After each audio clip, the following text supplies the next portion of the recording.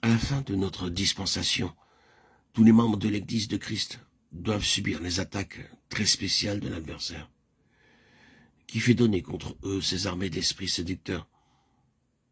Toutefois, certains chrétiens sont plus que d'autres exposés aux attaques de l'ennemi.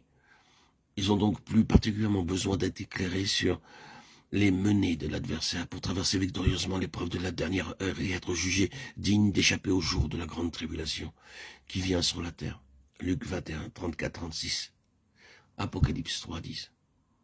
Car il y a chez les membres du corps de Christ des degrés différents de croissance, ce qui entraîne des degrés correspondant d'épreuves permises par Dieu. Mais Dieu lui-même donne l'issue de l'épreuve à tous ceux qui, connaissant leur faiblesse, lui demandent secours et délivrance, à tous ceux qui veillent et prient de peur de tomber. 1 Corinthiens 10, 12, 13.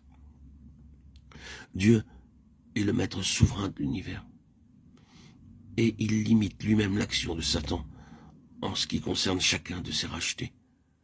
Voyez Job 1, 12, 2, 6, Luc 22, 31. Certains membres de l'Église de Christ sont encore à l'époque du premier âge, d'autres ne connaissent même pas la réception initiale du Saint-Esprit. Ceux-là ne sont pas exposés au genre de séduction dont nous parlons ici.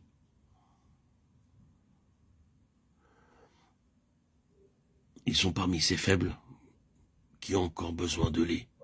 Mais aussi l'avant-garde de l'Église de Christ, ceux qui ont été baptisés du Saint-Esprit ou qui désirent ce baptême chrétien qui souffre de l'impuissance de l'Église contemporaine et s'afflige de constater que son témoignage reste impuissant, alors que le spiritisme, l'occulte, la théosophie, la science chrétienne et autres vents de doctrine exercent leurs ravages et entraînent des milliers de milliers dans l'erreur.